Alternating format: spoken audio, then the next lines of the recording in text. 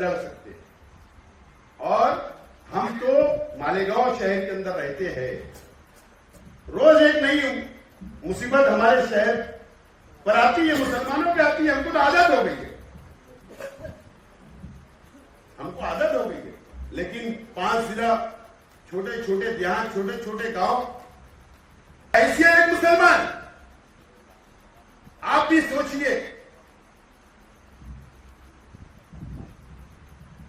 कि हर पार्टी उस वक्त की बॉडी में महाराष्ट्र की ऐसी कोई भी पार्टी बची हुई नहीं थी जिनका वक्फ बोर्ड के अंदर मेंबर नहीं था। वक्फ बोर्ड के अंदर मेंबर नहीं था, ऐसा नहीं था। हर पार्टी के मेंबर, हर पार्टी के चेयरमैन, अपोजिशन का भी और रूलिंग का भी, एक हम्माम में सब नंगे थे। आवाज दे रहा हूं शेर से कि इसी मेहराब से एक रास्ता सदरंग निकलेगा। सफर जब खत्म होगा हर मुसाफिर दंग निकलेगा। मुझे अपनी इसी कोशिश में लगा रहने दो, फिर देखो मैं जिस पौधे को छू लूंगा वही कुछ रंग निकलेगा। पुरजोर तालियों में इस्तेकबाल करें आसिफ शेख रशीद साहब का।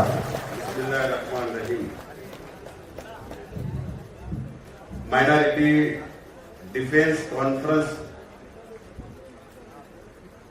मंच पे तशरीफ फरमा तमाम जिम्मेदारान, वक्त 20 मिनट बचा हुआ है 10 बजने में, इसके लिए मैं नाम नहीं लेता हूं, माजरत चाहता हूं तमाम लोगों से।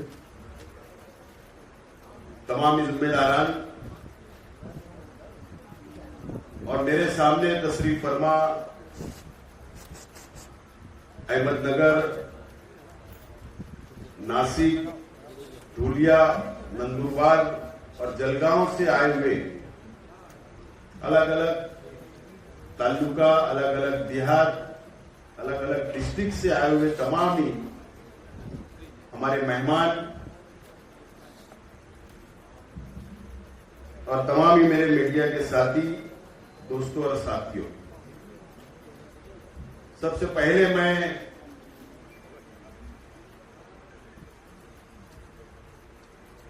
आज की कॉन्फ्रेंस में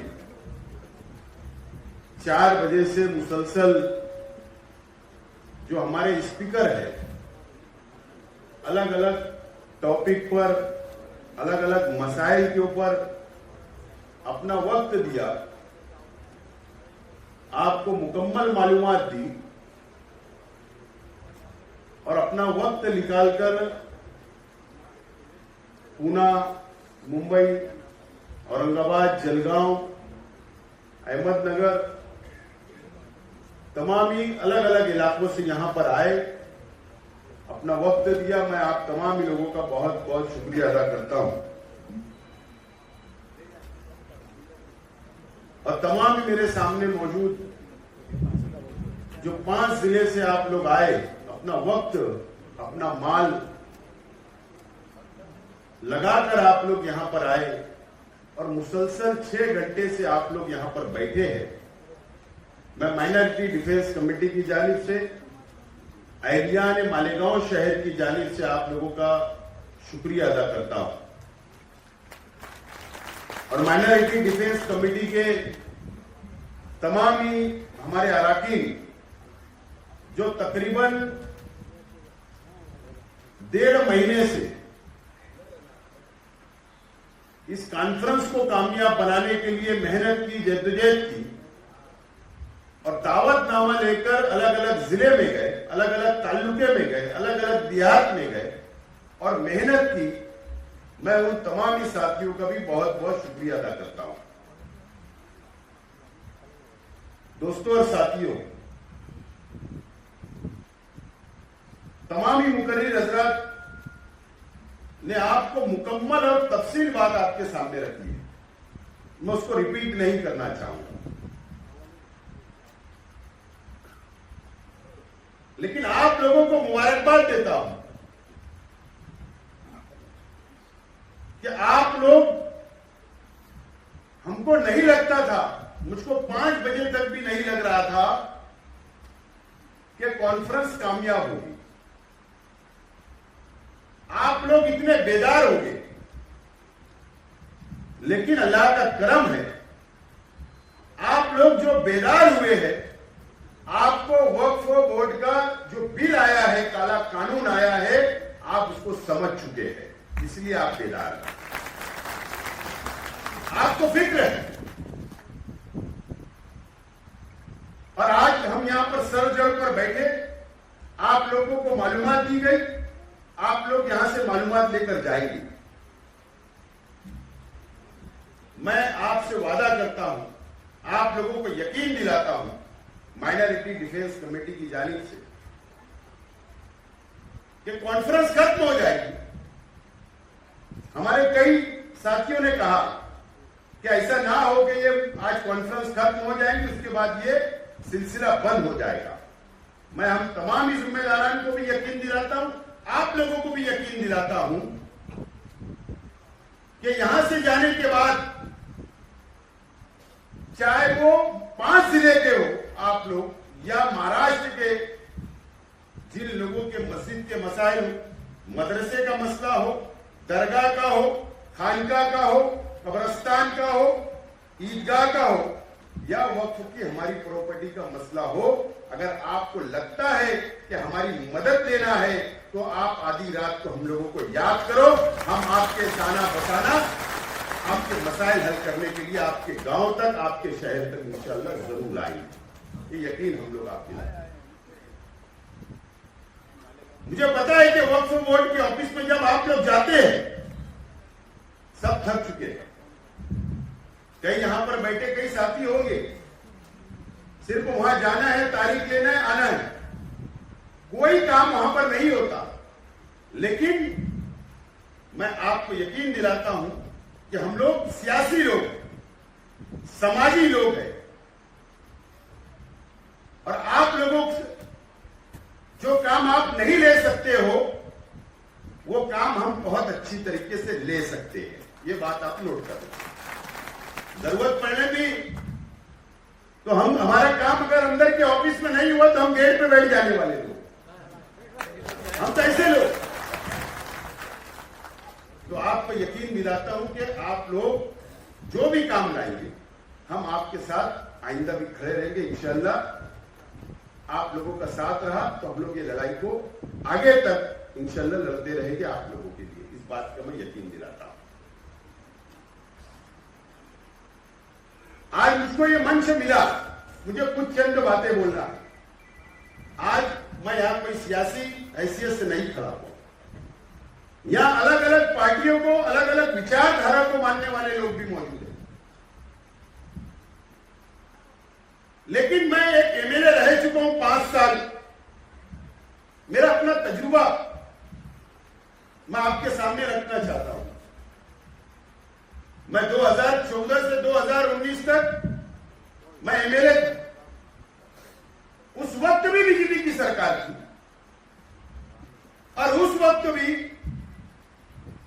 मुसलमानों के मसाइल असेंबली के अंदर उठाने का काम मैंने किया। ये महाराष्ट्र जानता है, मेरा शहर जानता है। और उस वक्त की मैं बात बोल रहा हूं कि वक्फ के ताल्लुक से मैंने असेंबली के अंदर सवाल रिकॉर्ड पर मौजूद है। उस वक्त एकनाथ खड़से साहब माइनॉरिटी के मिनिस्टर थे, बीजेपी की हुकूमत,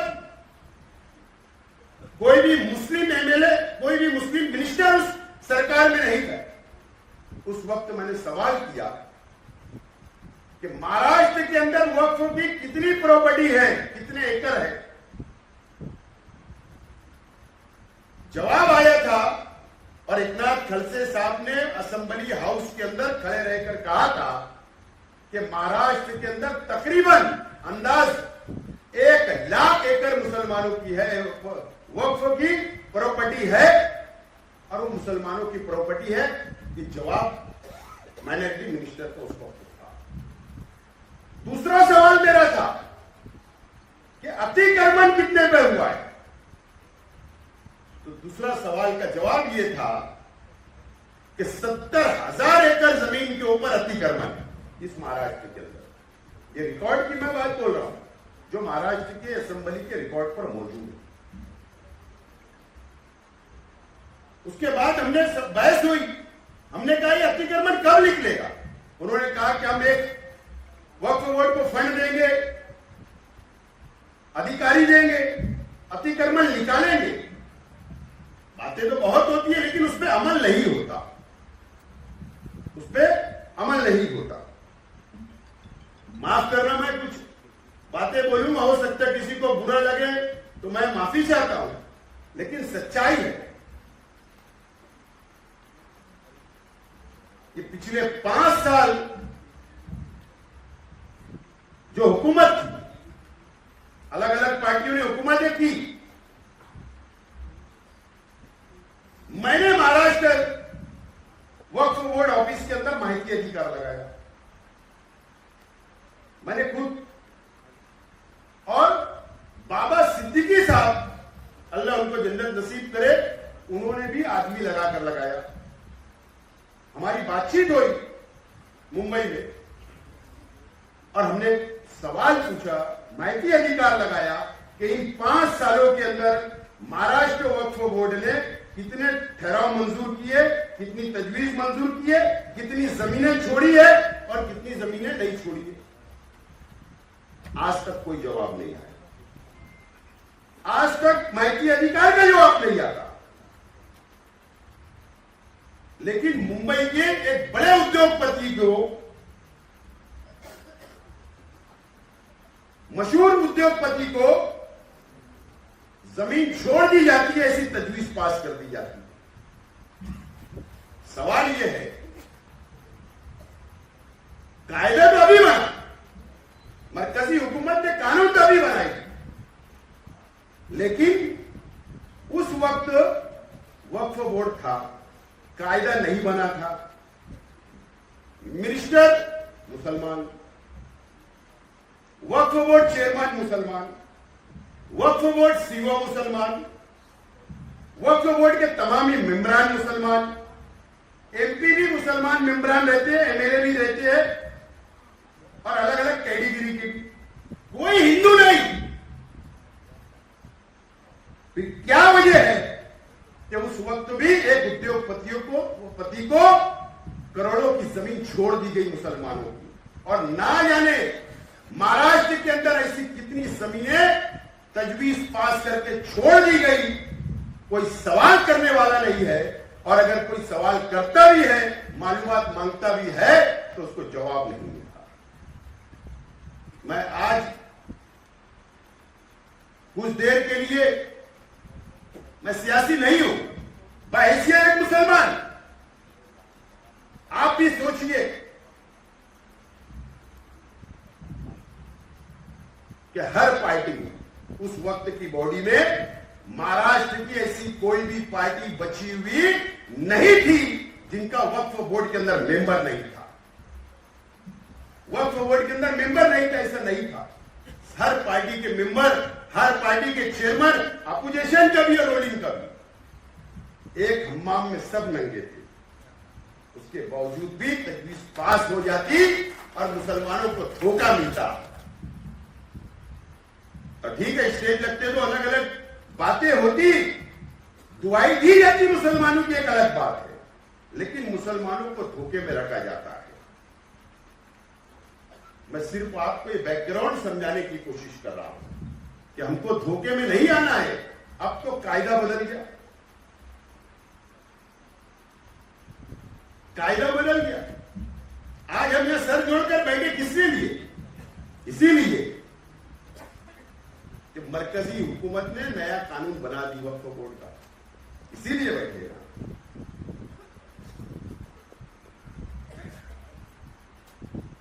अब हमको, अगर हम बेदार नहीं हुए, मैं साफ तौर पर बोलना चाहूंगा, हो सकता थोड़ी कड़वी हो, एक बाबरी मस्जिद को शहीद करने के लिए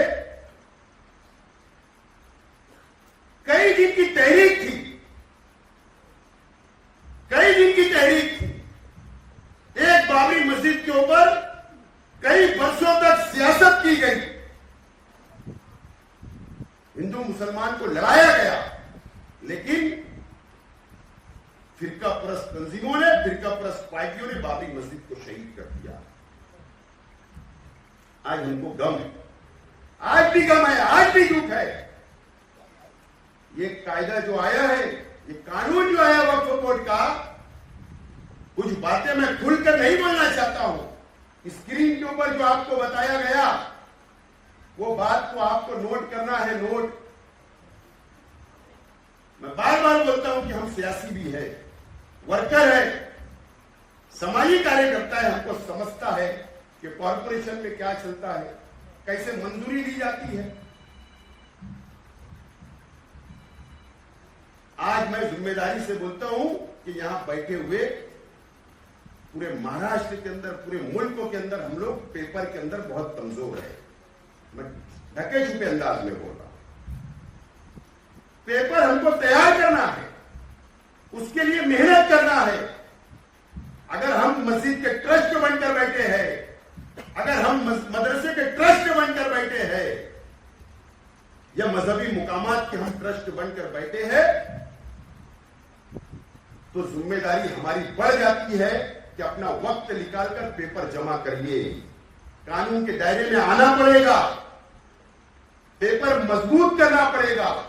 और इसीलिए आज की कॉन्फ्रेंस दी जा रही है।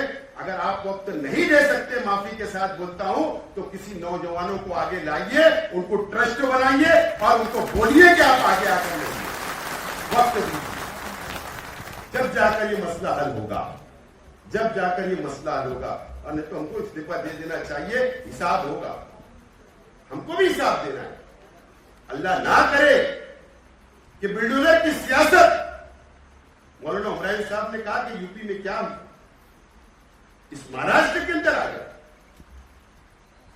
आज बेदार होने की जरूरत है।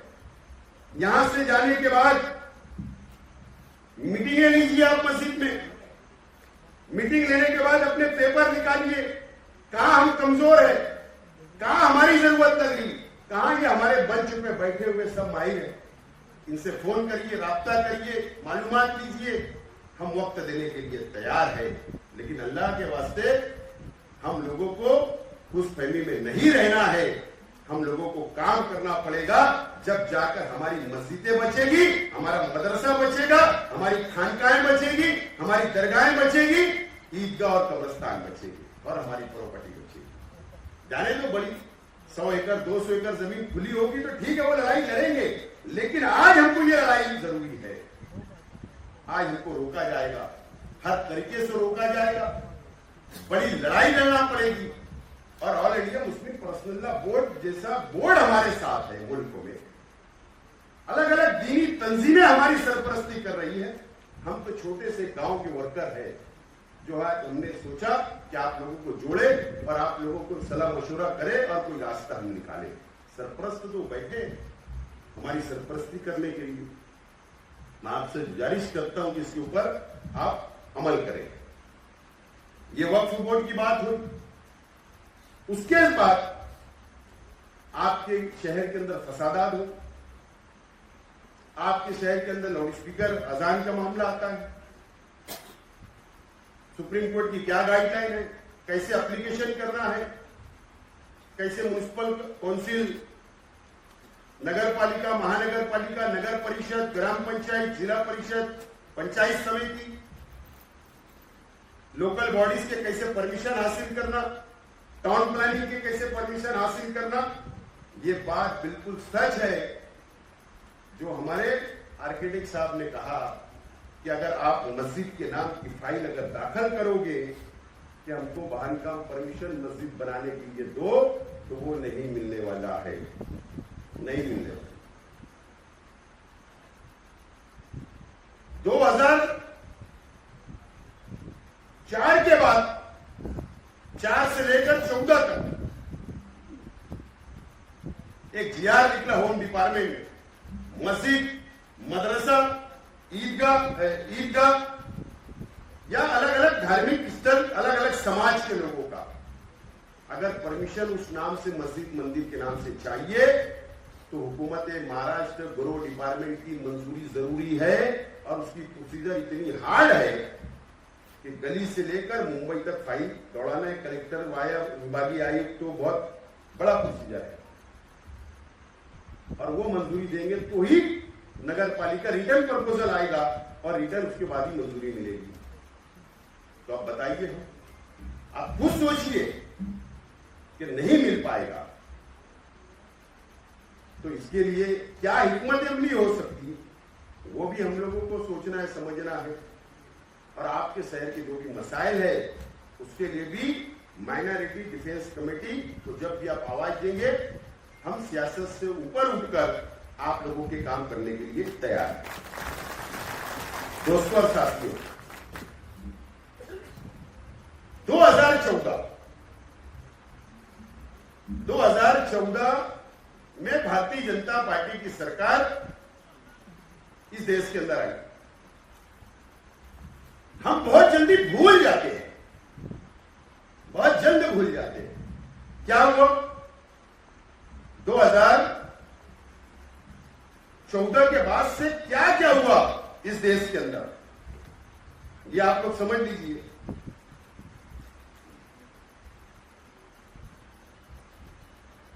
ट्रिपल तलाक का बिल आया,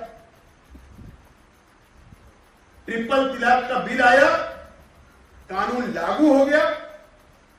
उस वक्त भी all India Muslim personal law board ने तहरीक चलाई, सुप्रीम कोर्ट गए, कानूनी लड़ाई लड़ी गई, लेकिन अक्सरियत की बुनियाद पर ट्रिपल तलाक का कानून लागू हो गया। ये काला कानून बना, हमारी शरीयत के अंदर मुदाखलत की गई, इंटरफेयर किया गया। उसके बाद एनआरसी आया, CAA आया, उसके बाद भी हम लोग रास्ते पर कई शाहीन बाग बने, मुल्क में अलग अलग इलाकों के अंदर, अलग अलग शहरों के अंदर एनआरसी की भी तहरीक चली। उसके बाद एनआरसी लागू हो गया।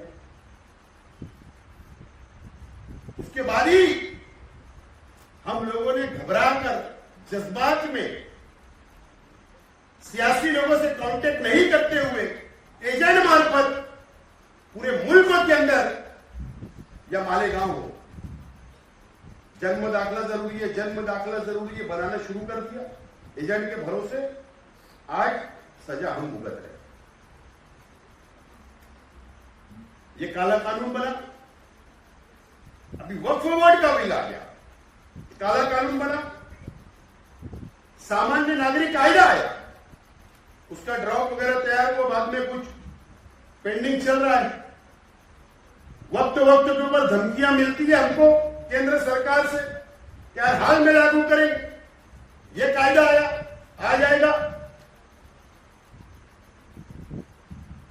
और मैं आज इस तमाम जिम्मेदारान की मौजूदगी में, इस मीडिया की मौजूदगी में आप लोगों से मैं गुजारिश करना चाहता हूं।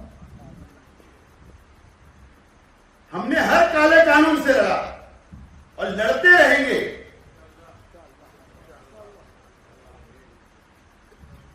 मैं गुजारिश करता हूं कि अगर भारत सरकार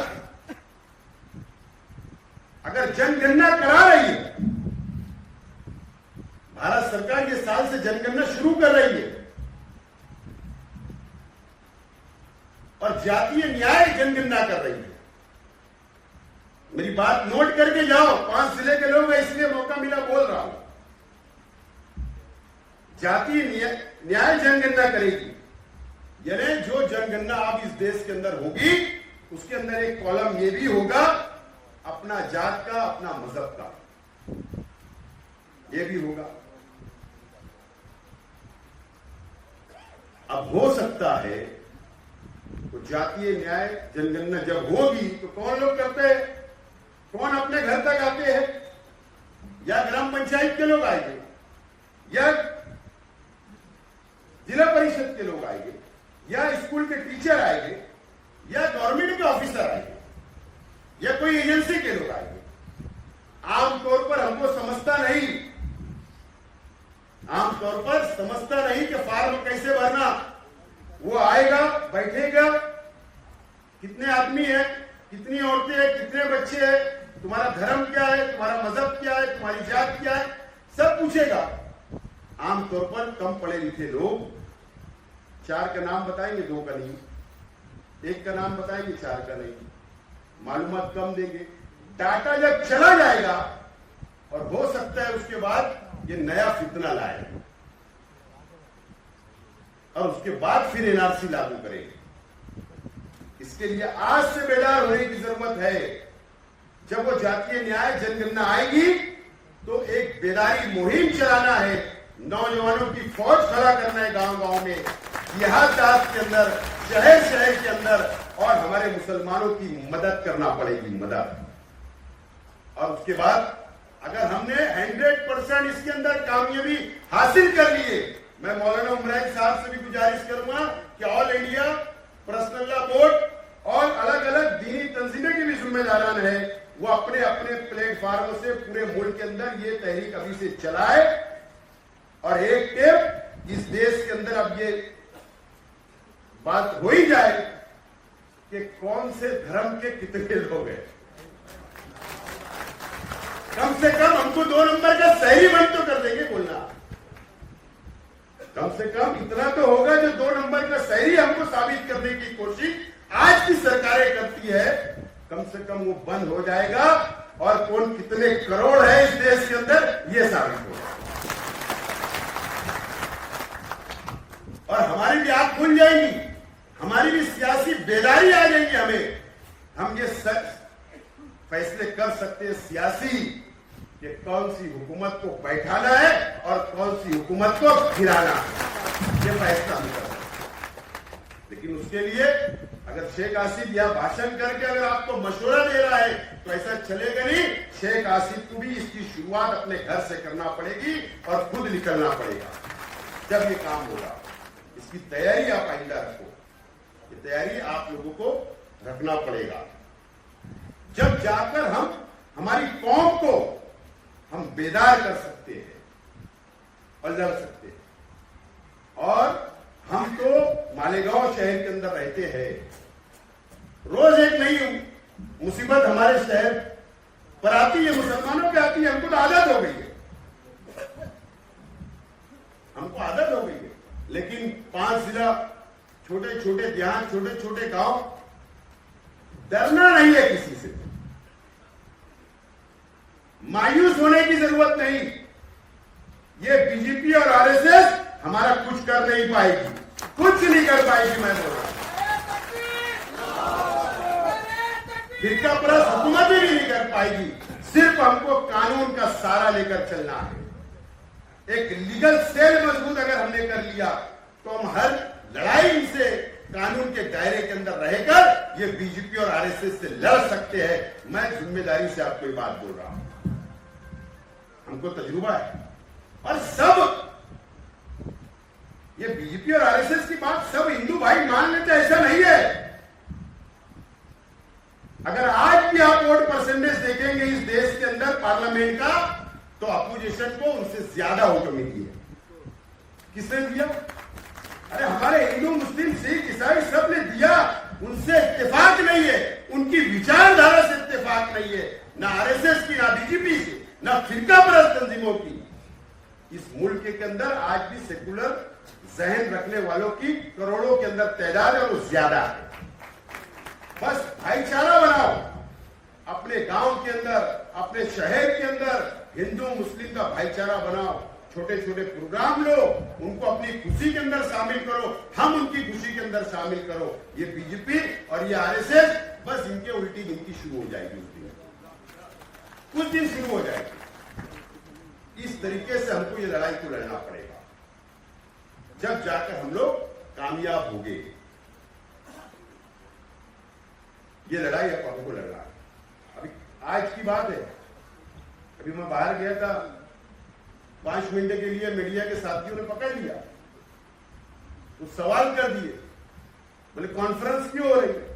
मैंने कहा कि बुलडोजर की सियासत यूपी के अंदर शुरू हुई, नागपुर के अंदर आई, नासिक के अंदर आई, वहां पर किसी का घर तोड़े, यहां पर दरगाह तोड़ दिए। मैंने कहा कि औरंगजेब की दरगाह भी तोड़ने की बात कर रहे, उनकी कब्र। एक साथी ने कहा कि आपको कैसे लगते, औरंगजेब को आप कैसा मानते? मैंने कहा पवित्र मानते, नेक आदमी थे, अंदर नहीं आया, मराठी चैनल के ऊपर हेडलाइन शुरू हो गई। आज दोबारा बोल रहा हूं कि जो बयान दिया बाहर, उसके ऊपर आज भी कायम है। करने का क्या, जो है वो है, तो जो है वो है। डरने न सरकारों से डरने का। हम इस देश के अंदर रहते तो संविधान को मानते हैं, इस देश से मोहब्बत करते हैं और करते रहेंगे। इसके अंदर कोई नहीं। देखो, हिंदुस्तान का झंडा सबसे ऊपर लगा है, कितनी मोहब्बत करते हैं, करते ही वो एक हिंदुस्तान का झंडा। बताओ तो आरएसएस के हेडक्वार्टर पे लगा है क्या? आरएसएस के हेडक्वार्टर पे हिंदुस्तान का झंडा है क्या? नहीं है। तो हम सच्चे हमदर्द, सच्चा मोहब्बत करने वाले इस देश से कोई है तो मुसलमान है। तो किसी से डरना नहीं है। हम आपके साथ हैं, आप आवाज दो, हम आपके साथ लड़ने के लिए, कानूनी लड़ाई लड़ने के लिए तैयार है। इसीलिए आज की कॉन्फ्रेंस बुलाई गई और ये तमाम ही साथियों ने इतनी नेक हमको मशवरे दिए। आप भूले ना, इनके नंबर ले लो, हमारे नंबर ले लो। हो सकता है मैं बिजी इंसान हूं, तो मेरे साथियों का लेकर जाओ। आपके पास जो दावत देने आए थे उनका लेकर जाइए। अब जाकर उनको नंबर वगैरह लीजिए, जब याद करेंगे हम लड़ेंगे, करेंगे। चाहे वक्फ बोर्ड ऑफिस चलना पड़े, ट्रिब्यूनल के अंदर चलना पड़े, या हम लोगों को महसूल कलेक्टर के पास चलना पड़े, या कॉर्पोरेशन में चलना पड़े, गवर्नमेंट तक, हर लड़ाई लड़ने के लिए हम आपके साथ हैं। ये लड़ाई सियासत से हटकर एक कौम के लिए, मिल्लत के लिए लड़ना है और इंशाल्लाह हम लोग लड़ेंगे और जीतेंगे। आप लोग आए, आप लोगों का मैं बहुत बहुत शुक्रिया अदा करता हूं, इस उम्मीद के साथ कि जब भी हम कौम के लिए, मिल्लत के लिए आप लोगों को आवाज देंगे, आप लोग हाजिर हैं। बहुत बहुत शुक्रिया। खुदा हाफिज।